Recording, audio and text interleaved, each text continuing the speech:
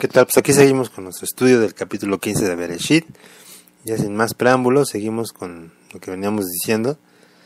Y leíamos lo que el Eterno le prometió a Abraham una vez que decidió darle sus diezmos a Melquisedec. El Eterno, después de estas cosas, el Eterno se le aparece en visión y le dice que no le tema, que él sería su escudo y su galardón sería sobremanera grande. Entonces, en base a esa promesa y a ese, pues a esa visión que tiene ahí Abraham se da cuenta que pues ya de nada servía que le pidiera un gran premio, porque el mayor premio que él quería no era material, sino lo que él buscaba era un hijo. Le decía a mi hija que el mayor tesoro que yo tengo son ellos, mis hijos. Entonces, y Abraham no los tenía. Abraham no tenía eso que es tan importante para el hombre. Yo la verdad no entiendo cómo hay personas que deciden no tener hijos, porque Rica, sabes que hay muchas personas que dicen yo no quiero tener hijos, los niños son una molestia, prefieren no tener hijos, deciden ni siquiera casarse, prefieren quedarse solos en la vida, llegar a viejos y morirse solos, y que no tengan hijos quien los llore, ni siquiera tengan hijos que sigan sus caminos y que su posteridad llegue a trascender. Mi amor, ¿sabías eso? Que hay gente que no tiene hijos y no pues quiere y no le gusta casarse. ¿Tú te acuerdas de tus tíos, los hermanos de tu abuelita, que no están casados y que no tienen hijos? Tus tíos, los que viven, ¿te acuerdas? Los hermanos de tu abuelita. No quiero que digas quiénes, acuérdate quiénes son. ¿Quiénes son los hermanos de tu abuelita Olis? Ellos casi ninguno está casado, todos viven juntos y ya son grandes y se están muriendo y van a quedarse solos porque no tienen hijos. ¿Entiendes? Y bueno, entonces hay gente que que decide eso. Yo por ahora no lo entiendo, pero vemos que Abraham sí quería y anhelaba tener un hijo, pero al mismo tiempo empiezan una de sus mayores pruebas de fe, que era creer a Dios, que él sería capaz de darle no solamente un hijo, sino que darle toda una descendencia tan grande como las estrellas en el firmamento. Entonces eso para a simple vista puede sonar sencillo de haber confiado en él, pero no fue nada sencillo para Abraham haber creído a Dios. Tan fue difícil, y lo es para cualquiera que decida seguir al Eterno, como cuando ya vimos el ejemplo de los enfermos que sanaba Yeshua, que fueron sanados simplemente por creer que él podría hacer eso. Simplemente, pero no es nada simple. Implica verdadera fe, implica de verdadera confianza en que el Eterno puede hacer esas cosas. Y ese tipo de fe no proviene más que de conocer la Escritura, de conocer las obras de Dios, y en ellas nos dan prueba de que el Eterno existe y que el Eterno puede hacer lo que le plazca, porque Él es todopoderoso, para Él nada es imposible, y cualquier cosa que Él nos diga que puede hacer, la va a hacer. Y bueno, pues Abraham, vamos a ver que él sí creyó a esta palabra tan difícil de entender y creer, en base a su contexto, en base a lo que le estaba sucediendo, que era la ancianidad, y entonces se le fue contado por justicia. Fue visto como un hombre que ya no se le sería imputado su maldad, su pecado. Sería borrado su historial y sería cambiado por un hombre justo, como por un hombre limpio, así como Yeshua, quien no pecó y quien sí realmente era justo. Así se vería ahora la vida de Abraham, totalmente limpia. Y no que Abraham fuera de todo un hombre totalmente alejado, pagano. De hecho, era un hombre de un tiempo para acá, no sé exactamente cuánto, pero de un tiempo para acá, conforme a lo que hemos estado leyendo, era un hombre que caminaba y seguía al Eterno, que decidió salir de Ur de los Caldeos. Pero antes de esa vida, de esa decisión, seguramente hubo muchas cosas que desagradaban al Eterno, de las cuales ya no sería juzgado por ellas. Ahora vamos a leer lo que dice el capítulo 4 de Romanos, y vamos a leer qué dice Pablo acerca de esto que sucedió con Abraham, y la justicia que le fue imputada, que le fue dada sin haber hecho nada encima más que creer en el Eterno. Fíjate, Rica. Capítulo 4 de Romanos. ¿Qué pues diremos que halló Abraham, nuestro padre, según la carne? Porque si Abraham fue justificado por las obras, tiene de qué gloriarse, pero no para con Dios.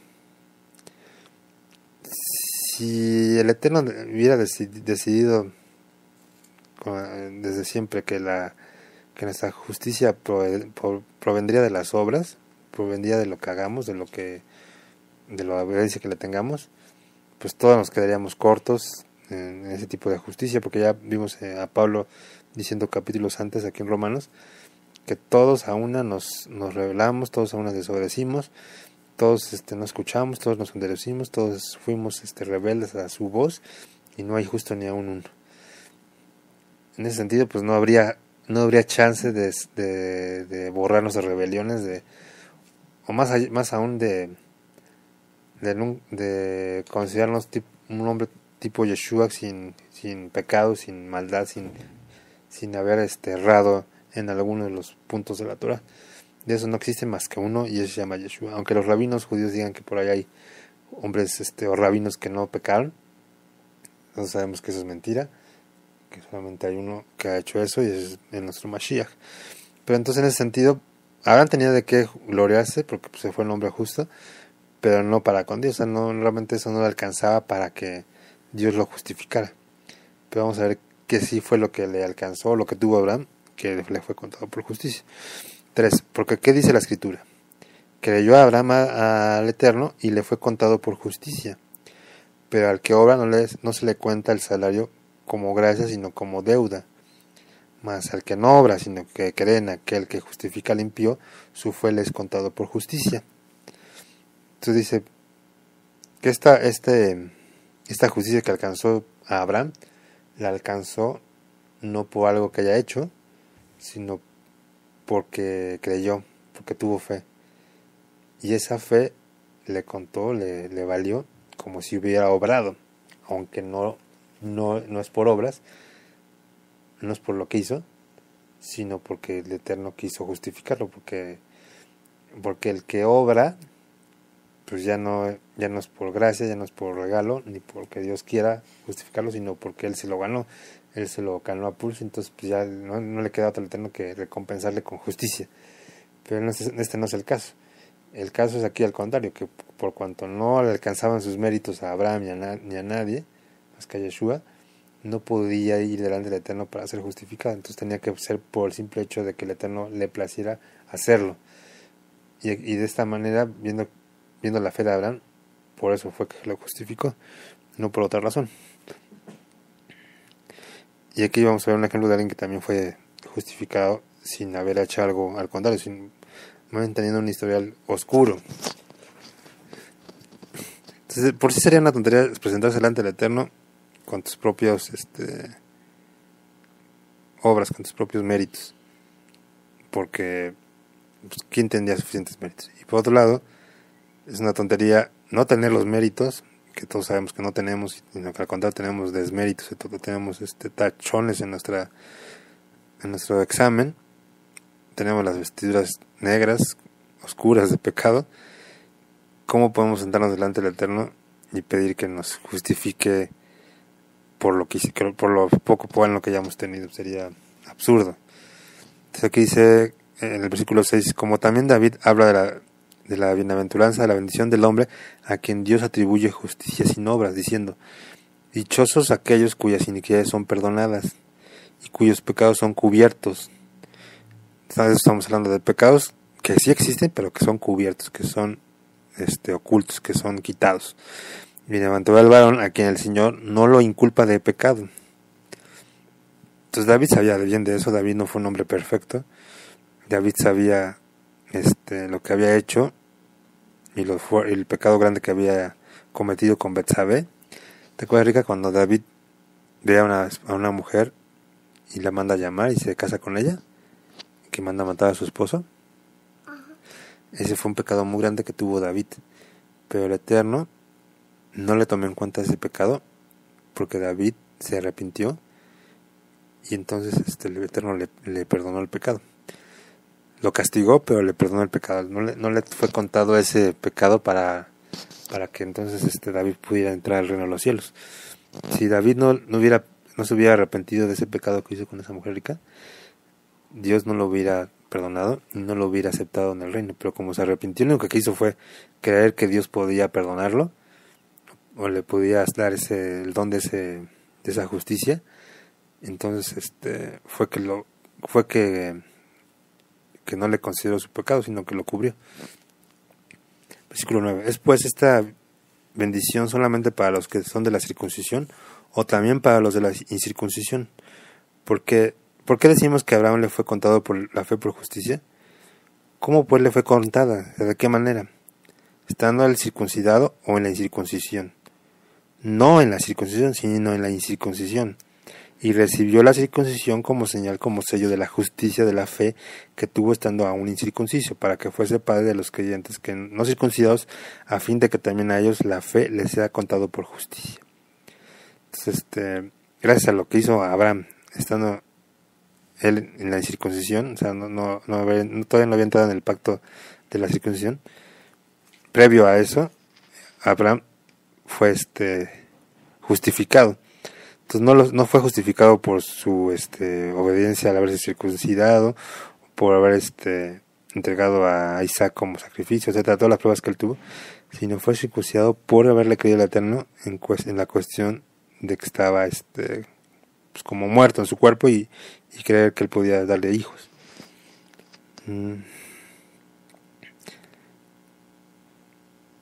Y padres de la circuncisión para los que no solamente son de la circuncisión, sino que también siguen las pisadas de la fe que tuvo Abraham nuestro padre antes de ser circuncidado. Porque no por la ley le fue dada a Abraham o a su descendencia la promesa de que sería heredero del mundo, sino que por la justicia de la fe. Porque si los que son de la ley son los herederos, resulta la fe y anulada la promesa. Vamos a ver, Rica, que después de lo que vamos a leer aquí, o lo que estamos leyendo en Bereshit 15, después de que le es contada a Abraham su fe por justicia, inmediatamente después le da la promesa, hace el pacto con él, hace un pacto de sangre ahí, parte de los animales, y hace un pacto donde Dios se compromete a cumplir todo lo que le dijo. Entonces eso que Dios le había prometido, ya no había chance de arrepentirse, ya no había chance de cambiarlo, ese era un pacto seguro, era una promesa segura que dependía ya no de la obediencia o desobediencia de Abraham, porque ya para ese momento ya era justificado, sino dependía únicamente de que Dios lo haría. Entonces nuestra salvación no depende de nuestras obras, depende de nuestra confianza en el Eterno. Y nuestra fe es reforzada, nuestra fe es completa una vez que creemos, y entonces caminamos conforme a esa fe en obras justas de arrepentimiento, dignas de arrepentimiento. Entonces las obras vienen como refuerzo, como ¿cómo decirlo? Como fruto, es importantísimo, como un fruto de nuestra obediencia, de nuestra sujeción al Eterno, de nuestra confianza en Él. Pero eso no es lo que nos salva. Lo que nos salva es el haberle creído al Eterno, lo que haberle confiado al Eterno. Cosa similar, ahorita vamos a leer y vamos a entender, más que leer, vamos a acordarnos del hecho de cuando los hijos de Israel Rica salieron de Egipto. ¿Te acuerdas que ellos hicieron algo similar a lo de Abraham? Dejaron atrás Egipto, salieron al llamado de Moisés, creyeron al Eterno, de que el Eterno los haría libres, y pues sí realmente tuvieron que tener fe para creer en el Eterno, para seguirlo, y salir y dejar atrás pues su comodidad en Egipto, bueno, su supuesta comodidad, su esclavitud en Egipto, pero sí dejar atrás en lo que vivían y ver hacia adelante, seguir al Eterno, ir hacia el desierto. Y ellos estaban en el desierto, pues estaban en una situación similar a la de Abraham, porque pues igualmente obedecieron como lo hizo Abraham, salieron, pero a diferencia de de Israel, Abraham siguió adelante, su fe le fue cada vez creciendo más y más hasta llevarlo al momento de la justificación. Pero en el caso de Israel, su fe no les alcanzó, porque su fe solamente los hizo salir, pero no les hizo poder recibir la Torah y mucho menos entrar a la tierra prometida. Su fe no hubo tal, solamente hubo decisión de salir, seguir a Moisés, pero cuando ya la Torah estaba enfrente de ellos, cuando estaban ya dispuestos a decir sí queremos la Torah, de hecho lo dijeron, sí haremos todo lo que escuchemos, hasta ahí iban bien, pero ya no se dio el siguiente paso, que es la fe y la confianza en el Eterno para haber recibido los mandamientos y cumplirlos. Entonces la Torah no les iba a ser dada, de hecho el Eterno se la estaba negando, la rompió, y no solamente la rompió, sino que ya los iba a destruir. Y no fue por la intercesión de Moisés, al haber interpuesto su propia vida para que ellos se salvaran, ellos no se hubieran salvado, habían sido destruidos del todo. Y pero el Eterno obviamente sabía que ese pueblo era un pueblo pecador y que no y que les iba a dar la Torah como un medio. Eso que voy a decir está fuerte. La Torah fue dada a Israel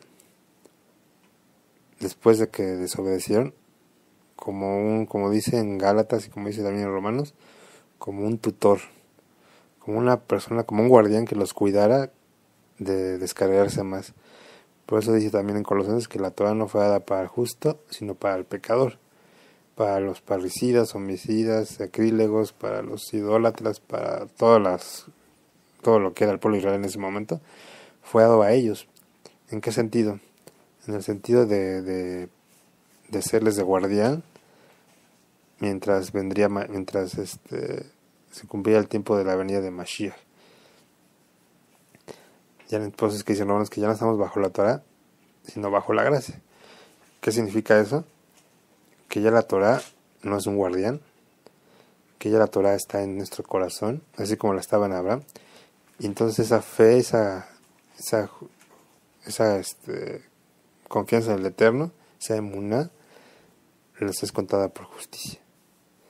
No hay otra cosa que nos sea contada justicia, ni aunque obedeciéramos casi toda la Torah, de nada serviría, porque aunque hubiéramos cerrado en un solo punto la Torah, nos hacemos acreedores a un castigo como si le habíamos desobedecido a toda.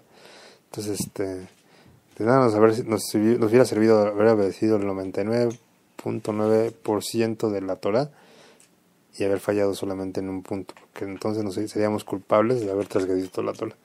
Entonces, por ese tipo de justicia no fuimos justificados. Y ese tipo de justicia es la que busca el pueblo de Israel, los judíos hoy día, es el tipo de justicia que quieren alcanzar. Ahí están entregados a eso. Entonces, lejos de alcanzarlas, se están alejando cada vez más de ese tipo de justicia, porque no, la ley es espiritual y nosotros y nuestro pueblo es carnal, vendido al pecado. Entonces no pueden obedecer una ley justa, santa y perfecta, espiritual. Esa ley es para los pecadores nada más, para los que han decidido desobedecer al Eterno, es para poderlos tener sujetos a como con un guardia. Pero al mismo tiempo sirve para que ellos mismos se den cuenta de su pecado. Sirve como un espejo para que ellos se den cuenta de su falta de fe y deciden confiar al Eterno. Y una vez que eso pase, que confían en el Eterno y creen a su voz, viene la justificación, viene la salvación, y entonces, por lo tanto, podemos ya empezar a guardar la Torah, no como una exigencia, sino como un fruto del Ruach HaKodesh en nosotros. Entonces, acomodando lo espiritual a lo espiritual, podemos saber que la Torah está dada para los espirituales, no para los carnales. Entonces, decidamos ya no vivir en la carne, decidamos creer al Eterno y caminar en el Espíritu, y entonces ese Espíritu te va a llevar a obedecer la Torah sin necesidad siquiera de conocerla completamente. Es un fruto interno de obediencia. Y entonces en ese caso la Torah ya no es pesada, sino es algo ligero, es algo fácil de llevar, una carga ligera, que le tengan puesto sobre nuestros hombros, pero es tan simple, tan sencilla como un fruto que da un árbol por el simple hecho de que es su naturaleza. Entonces, mientras no cambiemos de naturaleza y no seamos hombres nuevos, como le dijo al rey Shaul, el rey de Israel, Saúl, cuando le dijo que sería mudado un nuevo hombre, que vendría el Espíritu Santo y sería mudado un nuevo hombre, hasta que no pase eso, nosotros seguiremos en la carne, seguiremos queriendo obedecer la Torah Santa con medios canales, y eso nos producirá más esclavitud de la que ya teníamos.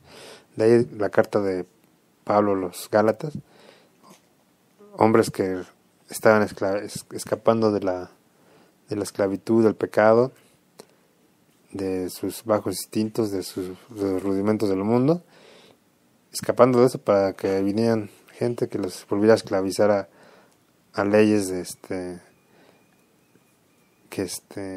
no podían llevar. Primero dejarlos que caminen, que conozcan, y entonces empezarán a obedecer por naturaleza, por fruto. Apenas son bebés y no habría por qué exigirles más que lo necesario para poder llevar una vida justa delante del Eterno. Igual ya no me eché tanto rollo. Sigamos rápido leyendo lo que dice Romanos. Ya no, regresamos a Bereshit.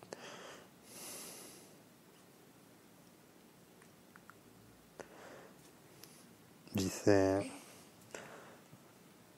por tanto, es por fe para que sea por gracia, a fin de que la promesa sea firme para toda su descendencia, no solamente para los que son de la ley, sino también para la que es de la fe de Abraham.